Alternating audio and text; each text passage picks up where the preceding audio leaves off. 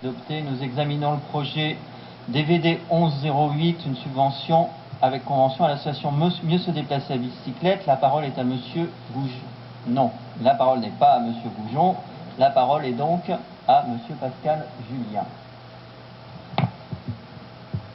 Les 3 décennies qui suivirent la Seconde Guerre, abusivement qualifiées de 30 glorieuses, ont vu l'automobile envahir tous les espaces, et singulièrement l'espace urbain et l'espace mental. La ville doit s'adapter à l'automobile, assénait le président Pompidou, ce gaulliste qui aimait aussi les grandes tours. L'automobile, pendant cette période, ne fut pas simplement le moteur de la croissance industrielle. Elle devint le cœur d'une idéologie moderniste et productiviste, un signe de réussite sociale, de distinction, une illusion de liberté individuelle, un indice de puissance nationale. Et tant pis pour les matières premières, la pollution, le patrimoine, la santé publique, la couche d'ozone, l'aliénation et les générations à venir. Au cours de cette période, le vélo vit sa pratique quotidienne décliner, jusqu'au jour où les cyclistes réagirent. Je m'en souviens, c'était le 22 avril 1972, j'avais 18 ans et j'ai participé à cette manifestation cycliste à vélo, appelée par les Amis de la Terre et dont le succès a débordé leur espérance. Nous étions plus de 10 000, rendez-vous compte. Et cela criait joyeusement notre désespoir. La bagnole, ça pue, ça pollue et ça rend con. La bagnole, ça pue, ça pollue et ça rend con. Eh oui. Ce succès inattendu redonna espoir à toutes celles et ceux qui n'étaient pas encore intoxiqués par l'idéologie dominante. Et c'est dans sa foulée qu'il y a 40 ans, c'est son anniversaire, en 1974, fut créé MDB, Mouvement de défense de la bicyclette. L'heure était effectivement à la défense.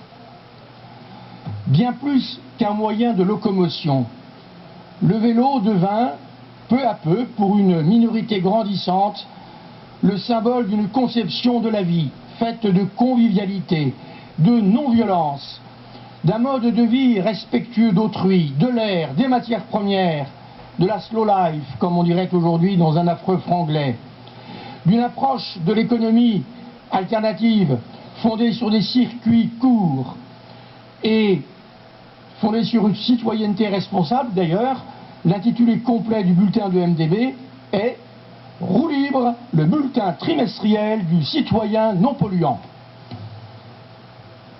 En 1995, le Premier ministre Alain Juppé eut une étrange idée: restreindre les droits à la retraite et à la sécurité sociale des fonctionnaires, des retraités et des chômeurs.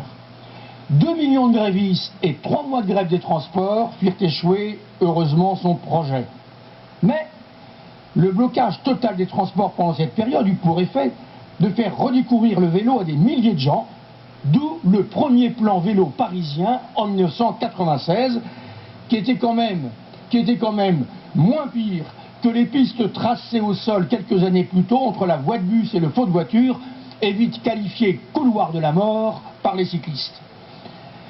Et à travers cet exemple, chers collègues, vous aurez vu comment s'imbrique l'histoire sociale et environnementale. Il n'y a guère que les conservateurs, et on en trouve sur tous les bords, sur tous les bancs, pour croire qu'il n'y a pas de lien entre environnement et progrès social. Alors, MDB, grâce à la qualité de son expertise, est peu à peu devenu le partenaire incontournable des décideurs à toutes les échelles, parisienne, régionale et nationale, puisque MDB est cofondateur de la FUBICI, Fédération française des usagers de la bicyclette, devenue aujourd'hui la FUB. En 2008, MDB change de dénomination sans changer de sigle. Ça devient Mieux se déplacer à bicyclette. L'heure n'est plus à la défensive, mais à l'offensive. La dernière livraison de roue libre se réjouit du plan vélo proposé par Christophe Najdovski, mais la fin de l'article prend la maire de Paris au mot et l'interroge. Madame la maire, vos arbitrages financiers offriront-ils à votre adjoint les moyens de réaliser les ambitions de la ville de Paris? Voilà, je voulais dire un mot pour ce 40e anniversaire de MDB, que vous pouvez rencontrer facilement boulevard Bourdon, parce qu'avec deux autres associations, notamment Vélorussion, ils occupent un local qui a été mis à la disposition par la ville de Paris.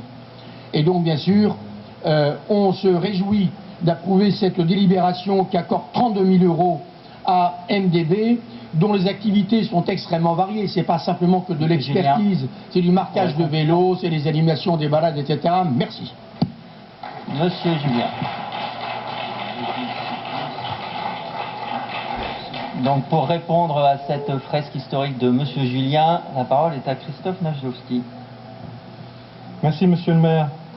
Pascal Julien a rappelé opportunément que l'association Mieux se déplacer à bicyclette fête cette année ses 40 ans.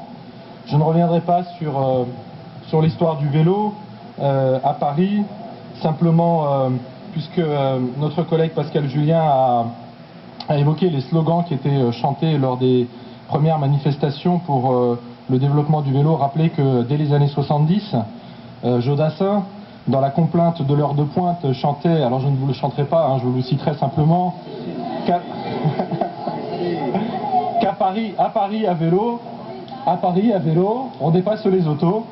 Voilà, c'était déjà ce que nous disait donc Jodassin dans les années 70, et nous avons la volonté, effectivement, dans la foulée de ce que disait ce chanteur populaire, faire en sorte que le vélo retrouve tout simplement toute sa place qu'il a en ville. C'est aussi avec ces subventions en faveur des associations qui militent pour la défense et la promotion du vélo à Paris que nous voulons travailler. MDB, c'est une association qui regroupe plus d'1 millier d'habitants, qui mène des actions en matière d'éducation, de conseil auprès des cyclistes et des non-cyclistes en termes de sécurité et de prévention des accidents. Elle agit aussi pour la promotion de l'usage du vélo à Paris. Elle rend aussi des services aux cyclistes parisiens en termes d'information sur la réglementation, les vélocistes qui existent à Paris. Elle organise aussi des balades qui sont très prisées, et aussi, ainsi que la convergence cycliste, qui est un événement qui chaque année, à l'occasion de la fête du vélo, rassemble des milliers de cyclistes franciliens qui convergent vers Paris. L'an dernier, en juin 2014, ce sont plus de 4000 cyclistes qui ont ainsi convergé vers le centre de la capitale pour une grande randonnée à vélo suivie d'un pique-nique. 2015 sera aussi l'année de la COP 21, l'accueil par Paris de la Convention et du sommet sur le climat. Et évidemment, le vélo étant une mobilité décarbonée, nous avons tout intérêt aussi à promouvoir ce mode de déplacement et à faire en sorte que nous atteignions les objectifs que nous avons fixés avec Anne Hidalgo de 15% de part modale pour les déplacements effectués à vélo à Paris d'ici 2020. En 2015 sera aussi l'année qui accueillera la rencontre internationale Velocity à Nantes. Paris y prendra toute sa part de manière pleine et entière. Voilà, donc je remercie notre collègue d'avoir mis en exergue cette délibération importante qui permet donc d'accompagner les activités de l'association Mieux se déplacer à bicyclette. Et pour conclure, je ne saurais trop vous recommander une lecture, puisque vous avez évoqué, Monsieur Julien, la question de l'histoire du vélo. Je vous recommanderai donc un livre qui s'appelle Le Retour de la bicyclette, qui est un livre de Frédéric Errand, qui est paru aux éditions de La Découverte, qui est un très très bon livre sur l'histoire du vélo de 1817 à 2050. Et donc, vous voyez, ça ouvre encore des perspectives pour les années à venir. Je vous remercie. Bien, je vous remercie. Je mets donc aux voix le projet de délibération DVD 1108 qui est pour, qui est contre, qui s'abstient. Il est adopté. Nous examinons par anticipation le projet de délibération PP 1044